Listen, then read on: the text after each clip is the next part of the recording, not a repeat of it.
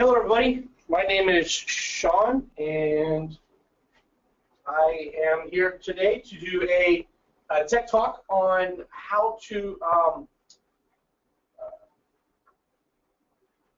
not to ruin hats. I can't remember how they worded it in the setup, but I've got my machine already set up here in cap mode. Let's see, we have a question right off the bat.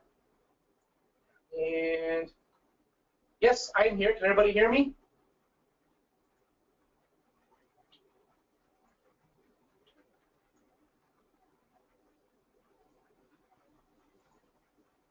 All right, cool, good. Thank you for joining me today. We're going to just cover a few things on how not to ruin a hat when sewing. There's a few things that we'll go over. One is, of course, the digitizing. One is your cap driver on the machine. Another one is the size needle that you're going to be using, the speed of the machine, and then the hooping of a cap. Now, to give you an example, there are different style caps out there. We get our caps from Otto, the snapback size. We deal with customers who sew on flex fit caps, regular caps, cheap caps, even Richardson caps, which we just started running into with customers sewing on them. And give you an example, this hat is really flimsy compared to a Richardson cap. A Richardson cap is extremely stiff in the front. It's a little tougher to sew. So you've got to take that into consideration when hooping the cap, the backing that you're going to use, and the first thing I want to definitely look at is the cap driver on the machine. Now, I'm going to go ahead and zoom in here so we all can see what I am talking about. And I think I can take this off so that I don't drop anything. All right, and what we got here, excuse me for the roller coaster ride. What we're looking at here is on the cap driver, you want this cap driver here, the black cylinder, to run really smooth along this cylinder, the embroidery arm. If you attach your cap driver to the machine and you see you've got right up in here a gap that is really high, what you want to do is you want to lower this cap driver. To lower the cap driver is pretty simple. Down below, you've got these 4 Allen screws, 2 on either side, which are 2 over here. And it's kind of hard to do this when I'm looking at the screen, so please bear with me. Is you've got these 4 Allen screws. You want to loosen those screws up and then take your cap driver and push down on it. Now you want to be careful because you can't take this and move it left and right, shifting these plates. So when you loosen it, you'll be able to take these plates and shift the cap driver this way as well as up and down. So try to make sure you keep these nice and straight, flush with the side of the arm when you push this down, and you want to push it down to where you've got a nice, couple millimeters, maybe 5 millimeters distance between the embroidery arm and the cylinder part of the cap driver, and then tighten all 4 screws down. Then what I do, because on the right side, this screw, which is right back here, the bolt, which is underneath, hangs kind of lower than the one on the left. So what you want to do is, after you tighten this, take your arrow keys on your control panel and just rotate your cap driver left and right to make sure that bolt does not hit the arm. If you hear a clicking noise, loosen the 4 screws, raise it back up a tad, tighten the screws down, test it again, shooting it left and right. If you lower it really good, move it left and right, you don't hear anything, then you're good to go. By doing this, what that does, it takes out what is called the flagging of the cap when sewing. And what I mean by that is when you have the cap on the embroidery machine, you'll notice when the needle comes down and hits the cap, it flexes up and down ever so slightly, which you get right here. And you see it flexing up and down. Because since it's round, it doesn't run directly straight across the needle plate. It actually rotates above it, so you get a little bit of a flagging. So this is one of the main things you want to look at when starting off, is to make sure your cap driver is as low as possible on this embroidery arm. Once you have that done, the next thing you want to double check is if you're sewing a bunch of caps, especially like Flex Fit or Richardson, you want to change the needles out that you're going to be using to, I would suggest, a 7511 titanium or an 80/12. I've even had some customers choose it to an 80/12 titanium needle, which is a thicker, stronger needle than a regular 7511. So the stronger the needle is one thing you want to look at. The other option is your design. You want to digitize your design. If you know you're sewing on caps, you want to digitize the design specifically for caps. You don't want to increase the density. You don't want to have a bunch of underlay that's just packed in there, but you want to underlay it accordingly, but then you want to reduce your stitch count. For example, with the Liberty software, if you're using a 6.25 density, maybe drop it to like a 5.85. Doesn't seem like a lot or a big difference, but in sewing, it does make a world of difference. Do I have any questions so far on the cap driver?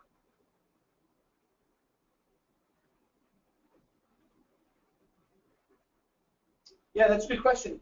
Make sure you tighten it down, but don't over tighten it. Just use a T-handled Allen wrench, and I want to say they are 4mm Allen wrenches, and you just want to tighten it down just enough that it's not going to slip while sewing. That is a big thing that you do want to pay attention to. Any other questions?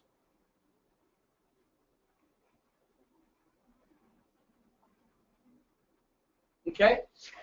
When putting the cap driver on the machine, let me get my cap driver real quick.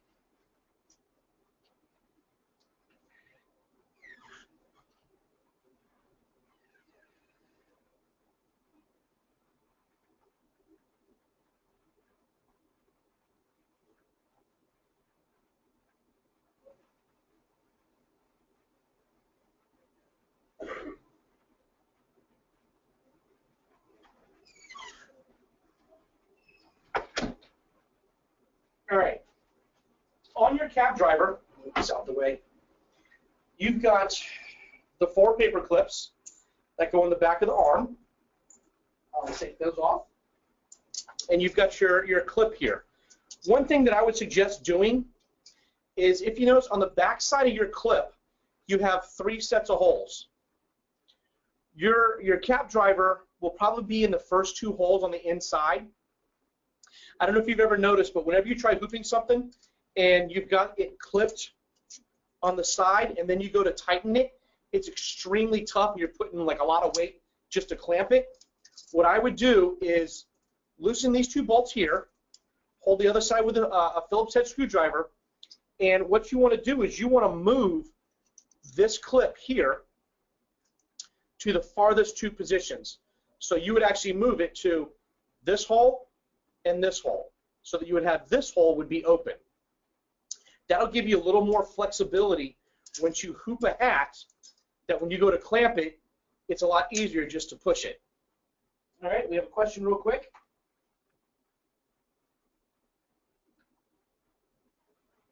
The needle sizes that I recommend is I would definitely use an 80/12 or bigger. I trained a customer earlier last week, and he was sewing on Richardson caps, and we switched out the needles to an 80/12 needle, which makes a big difference. Because you figure the hat is arced above the needle plate, so you get that little bit of flexibility. So when the needle comes in, it does, excuse me, it does deflect a little bit. So being a stronger needle, you get less of a deflection. So you get more consistency. So I would recommend going to an 80/12 needle. You get a drink here real quick.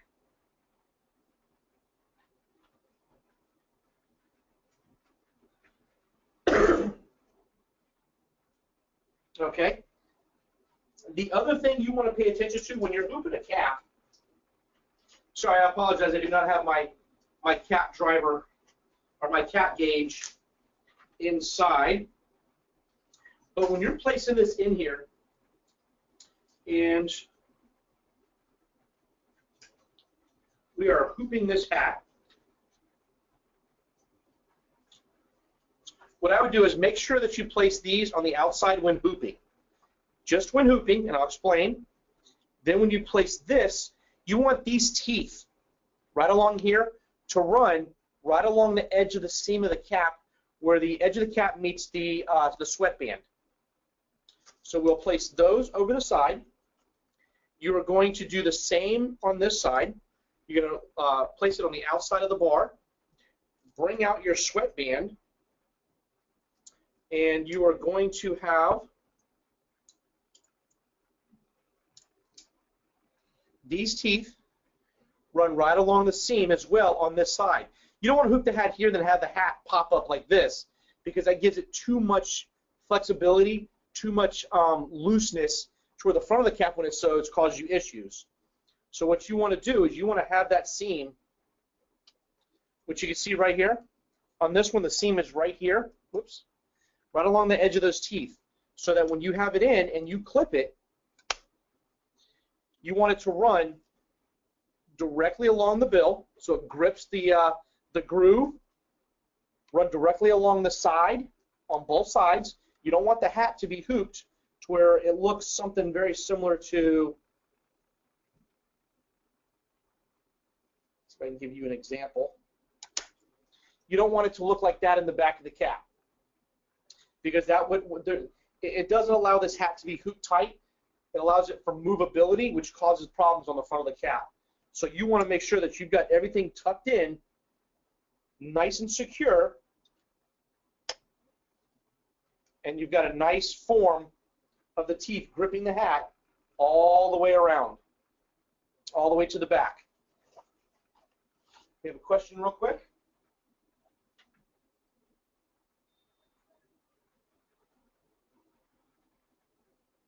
The max stitch count I recommend for a hat. I've yet to run into a max number of stitches to sew on a cap. I did a design a couple years ago for our show in Nashville, Tennessee, that had ColDesi on the front, which is our chest logo, which has roughly close to, I want to say, 12,000 stitches. There was a filled guitar with guitar strings and detail on the side. And then there was another logo for the Stitch Our Liberty on this side. And I think all in all, it was close to probably 30,000 stitches that I was able to sew on this cap. The customer that I just trained earlier last week that was sewing the Richardson caps, he was sewing almost 8,000. It was like 79, 85 stitches he was sewing, but it was just on the front of the cap, just the front two panels. So, I mean, most caps, you know, I wouldn't do a fill section. I wouldn't do like a really dense police badge on the front of a cap. I would definitely take some stitches out and reduce the stitch count. For example, if you do a police badge of 33,000 stitches on a left chest, when you take it to a cap, obviously you're going to shrink it a little bit, but I'll probably reduce the stitch count to under 20,000 when doing something like that. But as of right now, I've yet to run into a max stitch count to sew on a cap.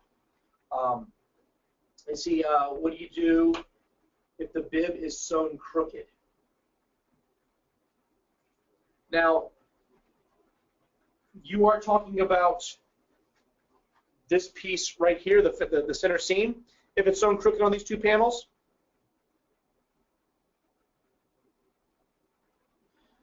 because I have noticed on some caps, you know, caps aren't always straight, so you want to try to find a defined line.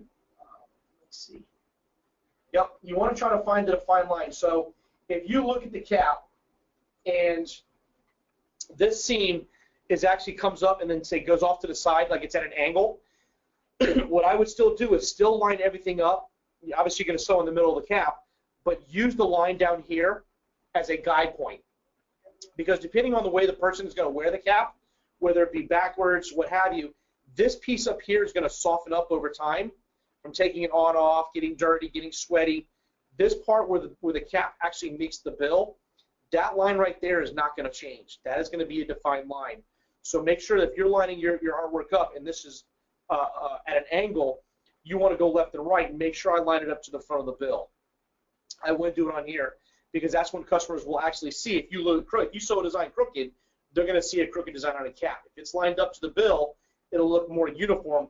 Their eyes are not going to pay attention to that crooked line when the two-piece panels are sewn together. So in doing something like this, another trick that I've used for strong hats to help the machine sew is instead of stretching it right here and then clipping your clips on the outside, just take your hat, put it on the inside of the bars, like so. And with flex fits, I've had customers leave it to where they don't buckle them down with the paper clips. Just tuck it on the inside, or simply you can go ahead and leave it on the inside of the bar, but still clip it down. And usually one clip will work when you're clipping the bars down. So instead of having it on the outside, which stretches and pulls too much on the front of the cap, tuck it on the inside and clip it right there. Because a lot of times what happens is the customers we talk to that are having issues with caps, which it is a big, one of the big questions is sewing on caps. And it's basically in the hooping of the cap driver. Another thing that we're starting to notice is the needle depth. And I will cover that in just one second. Got another question here.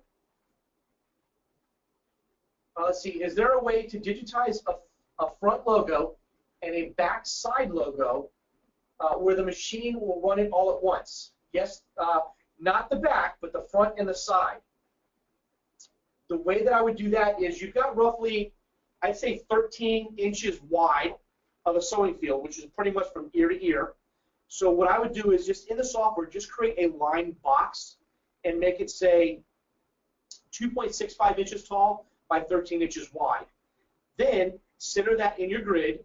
When you create your design, create it where you've got the center of the design in the middle, and then you come off to the side on whichever side you're going to place the side logo. So for example, if you've got a design, you're sewing, say, UF, and then on the side, you're sewing a little gator, what I would do is on the hat, from here to about the center of this side panel, or this side panel, is roughly about 7 inches. Give or take the size of the hat. So you can take a ruler, measure from the seam over to the center, which is usually where the eyelet is of the hole in the hat, and then on the screen in your embroidery machine or your software is measure over that distance, and that's where the center of that gator will be. Save that. Don't center the design. Leave the center where it is. If you try centering the design of software, it's going to shift everything and center the whole design there. So leave it where it is, leaving the center of the design in the middle of the front panel. Bring the design over to the embroidery machine. Line it up to where the center is right here from the middle. It'll sew this part. Then it will come over and it will sew the side of the design on either side of the cap, whichever you decide to put it on. Same way as if you buy a cap that says FSU on the front and you want to put your nephew's or your grandson's name on the side or his number, hoop the hat exact same way, but when you send it over to the embroidery machine, when you place it on, you're going to rotate the cap, making that panel the center of the design, and then that's where it'll sew it. So those ways you want to do it the same way. If you're sewing on the back of a cap, the easiest and best way to do that is using the flat mode and using either the 9 centimeter or the 12 centimeter frame and hooping the back of the cap. So you would unvelcro it if it's a Velcro or a snapback. You would then hoop the back of the cap, and you'll most likely have, it's kind of hard to see with this hat, like this. So when hooping it, you're going to have the hoop right around in here. You're probably going to have a lot of open space right here, but still have the backing cover the complete hoop. That'll give it some stability. And then you'll put your cap on the machine, and it's going to go upside down, so you'll have to rotate your design 180 degrees. And then when you sew it, it'll sew that on the back of the cap. So on the front or the side, hoop your hat normal. The back of the cap, sew it in flat mode. Are there any questions so far?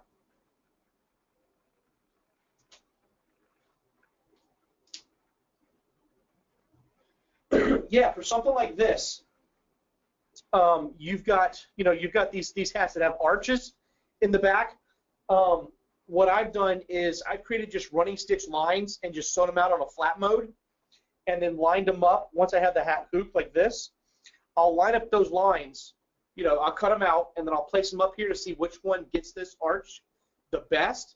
Then in the software, I'll save that arch as, say, back of hat arch, and keep that as my default. So whenever someone comes in and wants their name or a company name or something put on the back where it has a word, you open that up, align your text to that arch, sit next to the embroidery machine, you'll be able to sew directly on the back of the cap. That's the best and easy way to do the back of the caps. Are there any questions so far?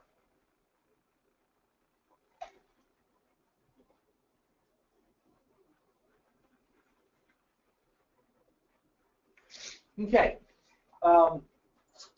The last thing that we were going to go over to hopefully not ruin hats is you want to look at your needle depth. What needle depth is, and I will zoom into this so you guys can see, and I'll get my gauge. The needle depth is you're going to want to take, we'll move the cap frame out of the way, is you want to take your bobbin case out, remove this from the machine, and you want to check all the needles, but what you're going to do is you're going to lower the machine's needle down to 172 degrees, which is the lowest point that needle hits in its rotation. Where if you turn the black knob here, you can turn the needle all the way down and go back up. You're looking for 172 degrees. So a quick and easy way to do this is on the control panel is you want to hit the button that says MORG. Instead of just hitting OK for the 100-degree mark, you want to arrow down to where it says any degree, press Enter, and you want to type in 172 and Enter. It'll rotate the machine all the way down, probably set it to 173 degrees. You just want to take your dial and just push it in and drop it to 172, which is the lowest point possible. And then, as you can see here, you'll be able to see the tip of the needle.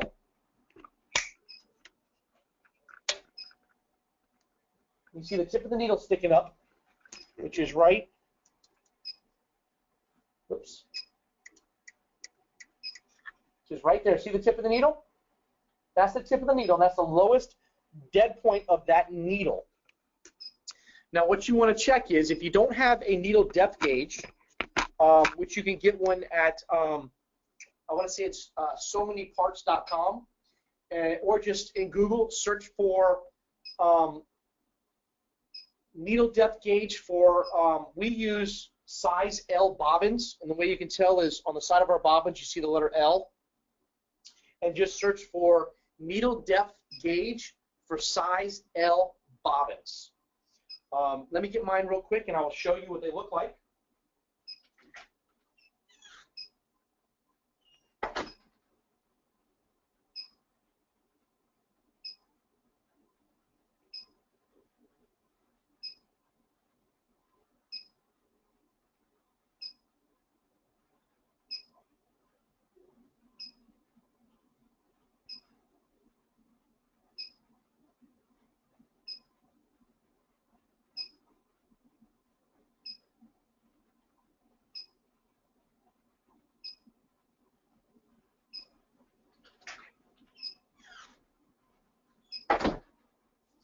Okay.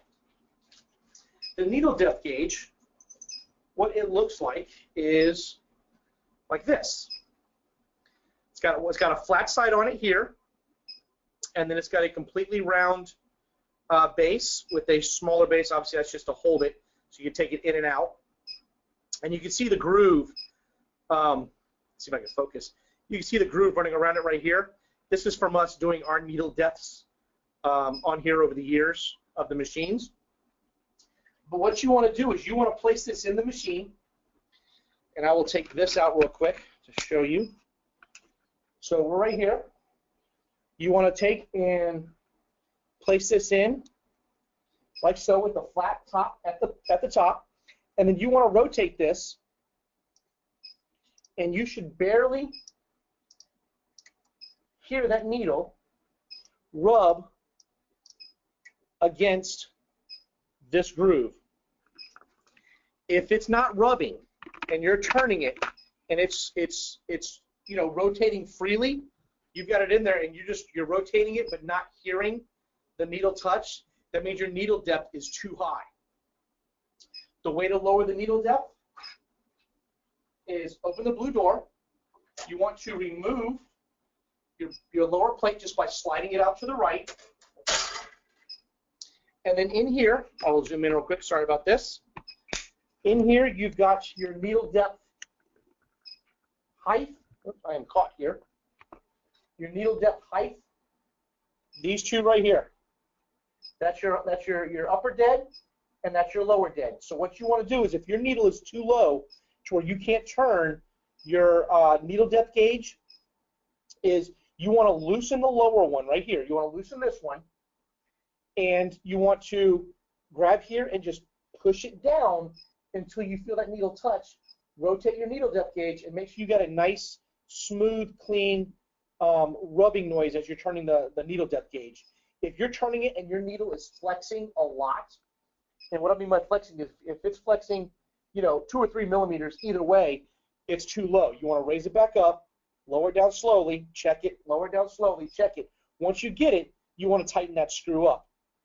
Now, if you did have to lower the lower dead stop, which is this one, you want to make sure you loosen this one and raise it up just as much as you lowered that one down. So if you took this one and dropped it maybe 2 millimeters, you want to take this one, loosen it, you want to raise it up 2 millimeters, because this top one is what the reciprocator will grab when it starts to sew. A good way to tell is once you've done the lower dead stop and you've checked it, you've adjusted it, and you go to press start, or even just what I do after I do it is I just hit the trim button and do a manual trim, and I do it again. If that needle does not go up and down, that means that upper dead stop is off, and the reciprocator can't grab it. So you lower it back down to say 172. You loosen the top one, move it up just a hair, tighten it back up, and do the trimming button again, and you should see it grab and move the needle up and down. So we have a question here.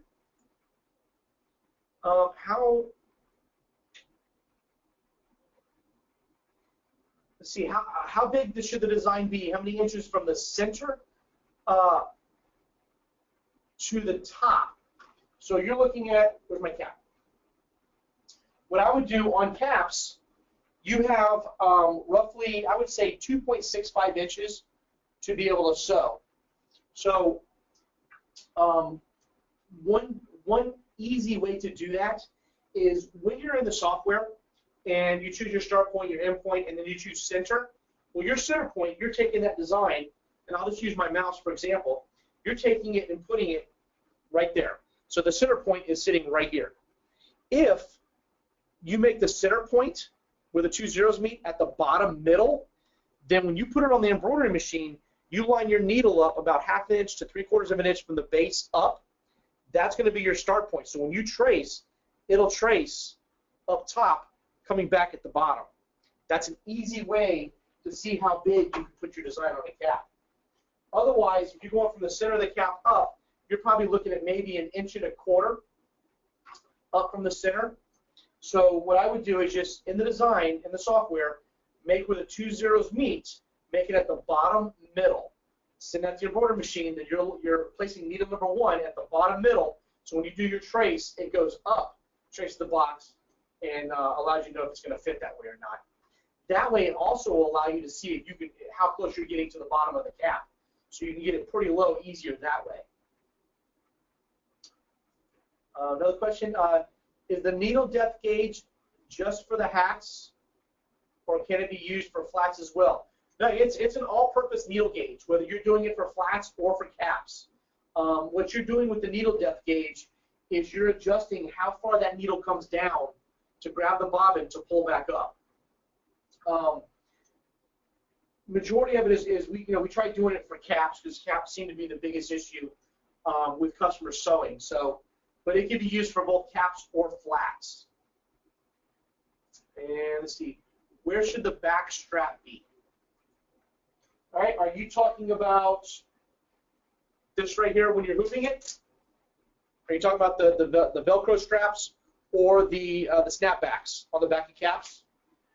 When you hoop something, they're just going to be sitting outside the hoop. So your hoop will actually be inside this area right here. Try not to hoop these the plastic pieces or the Velcro straps. They're really thick, and you stand the chance of possibly the hat popping out while it's sewing. Doing a regular cap, my design looks straight. Same design file on trucker's cap, stiff front, mesh back, which is very similar to like a trucker's cap. I mean, not trucker's, a Richardson cap. Looks sloppy and edges uneven. That could be in one way I would do is take the front of the trucker cap. I've got customers that do different things. They'll take the front of the cap before they sew it, and they'll just kind of like crinkle it up or just roll it to try to loosen the front of the cap. I've got a customer that puts it on a heat press machine to kind of soften it. I've got a customer spraying Smart Sizer in the back right here to soften up. I've got a customer going as far as ironing the front of the cap.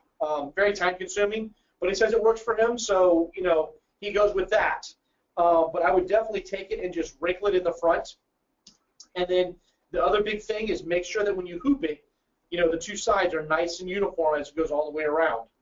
But yeah, the trucker's caps, maybe use 2 pieces of tearaway backing.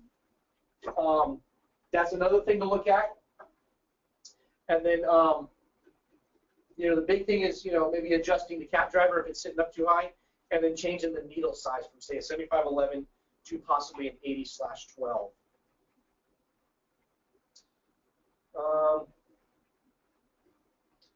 What changes do you make between the two sides? Okay, which would be the 2 things is maybe use 2 pieces of backing, and maybe go to a thicker needle. If you're using a 7511 now with no issues on a regular cap, and you go to a trucker's cap, go to a thicker needle, and definitely the 2 pieces of backing will definitely help out with the rough edges and the jaggedness on the side. The strap on the driver. Where is it? Right here. When you're hooping, you want to make sure that it stays on the inside. Oops, where is it? On the inside of this bar. Do not put it over it, as it is here, and definitely do not put it underneath the metal plate in the front. Have it on top of the metal plate, and then you will clip it on the side. So it'll look something very similar to this. So it goes on top of this metal plate, but goes on the inside of this metal bar. It goes on this side. All right. What is the best way to hoop the back of the cap where it does not sew crooked? I actually did a tech talk a couple months ago on hooping the back of the cap. I don't have my flat hoop in here. I can go grab one real quick. But there's a video. If you go to support.coldesi.com, once that page loads, go all the way to the far right where it says, I think it's webinars. If you just roll your mouse over webinars, you'll see where it says Tech Talks. Click on that, and there's videos that we have on there for everything we've done for the embroidery machine. I think the software is on there, as well as our DTG machine. But in there, you will see it is hooping the back of caps or different hooping positions for different garments. And it's best, which you'll see in the video, to use a corner of a table so that your hat, which I will show you right here, so I can get the table. For example, when you undo the back of the cap, you're going to lay it on the corner and then place your hat here, and then when you bring it up, it's nice and hooped. So that would be the best that I would do, would be on the corner of a table, unless you have the all-in-one hooper. If you have the all-in-one hooper, it's that front little oblong piece that you can pull out, take that out, and you hoop the back of the cap on there as well. Makes it a little bit easier. You're welcome, Gail. Right? I've had a design that was 20,000 stitches, and the outline did not cover the fill area. How would you fix that? If it's After Effects, I would definitely get fabric pencils and just color it in. But beforehand, you know, if you do a sample sew out and you see that the outline is off, what I would do is in the software is you want to take, oh, I didn't fix the screen just right, is you want to take the outline that doesn't match up and pull it just a hair inside the fill area. So on screen, it looks like it's not right. You got a bunch of fill sticking outside an outline area. For example, if that's your fill, you've got your outline just on the inside about here. So when it sews, the fill area will pull, and the outline's going to be exactly where you placed it, which should line up to the fill area. So I would do it in the software and do your outline on the inside. If it's a satin border, maybe add a little bit of pull compensation to the satin border to thicken it up a little bit, or take the fill area and pull it just a little bit farther outside so it covers maybe 3/4 of the satin stitch on the inside.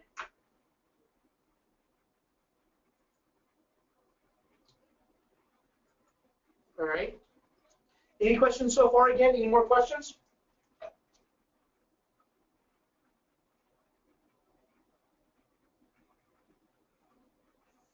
All right. You know, the biggest thing is, you know, when sewing on caps is to make sure it's hooped nice and snug. The needle depth is one part of it. Another big one would be the cap driver. Make sure it's lowered to the fullest depth without rubbing against the embroidery arm.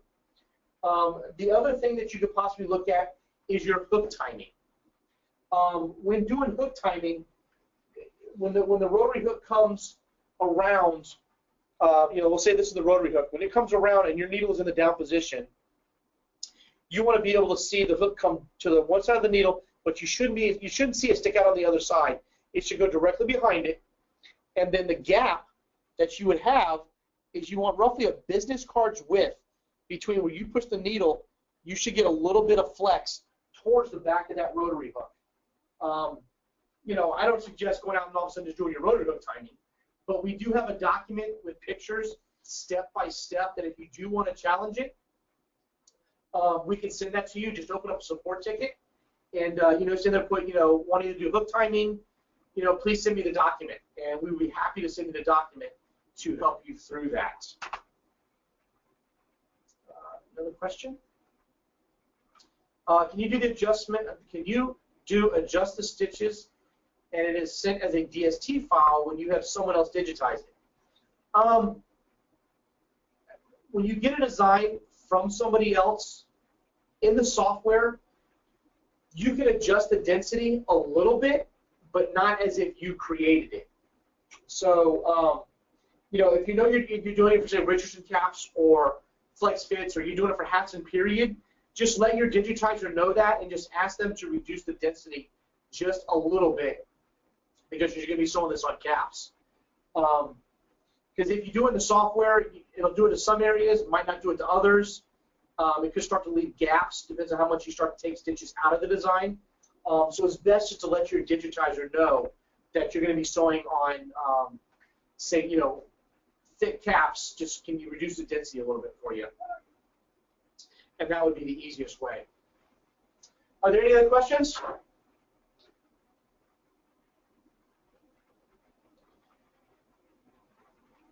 I do hope everybody, you know, has learned a little something today. You know, we appreciate your input. One good question. Don't leave anything undone. When you try to sew as near to the bill as you do in your videos, you get a Y error and end up sewing too high on the cap.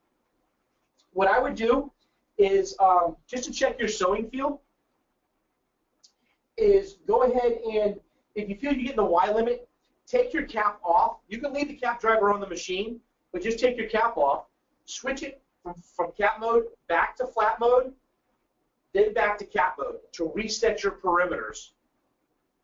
Another thing you want to check is if you go into the bottom right green button that has the 4 bars on it, you want to go to option 7, which is set machine perimeter, and then go into option 1, set embroidery perimeter.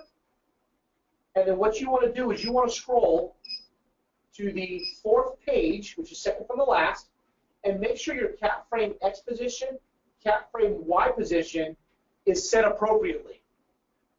They should be set to 63 millimeters, 50 millimeters, and then your cap frame X size and cap frame Y size should be set to 350 millimeters and then 85 millimeters. The 85 is the height of the cap. If you want a little bit more, you can actually increase that 85 millimeters to 90 millimeters. And that'll give you a little bit more sewing field, roughly just under 3 inches to be able to sew. Embroidering a mesh hat.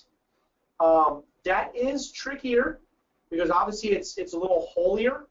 I would definitely use a heavy cutaway backing and then solvay on top. Definitely use solvay on top. And you could also use a kind of like the mesh backing that you would use if you're sewing on, say, a baby's onesie or something. Use that in the back for more stability as well. So definitely use 2 pieces of heavy cutaway, if not 1 piece of heavy cutaway in that mesh backing, and then use top solvay on top to help stabilize those stitches. Because the top solvay is kind of like a gluey substance that when it dissolves with water, it becomes like a gluey substance to help seal the stitches in. Are there any questions? I do appreciate everybody coming out today, and you know, hopefully you picked up on a couple of things that you might not have known. That'll definitely help you out. You know, we appreciate your input. If you see anything that we want to change or you want to do as a topic, please let us know. We'll be happy to do the topic for you and you know, better help you get familiar with your machine and more comfortable and more productive. You know, I do appreciate you coming out today on your busy day, taking time out. And if there's no other questions, I hope everybody has a great rest of their Tuesday and enjoy the rest of the week. If you do have any questions, please just don't hesitate to open a support ticket and let us know. We'll be happy to call you back and you know, walk you through your situation. All right. If there's no other questions, thank you for joining me today, and I hope everybody has a good rest of your day. Thank you.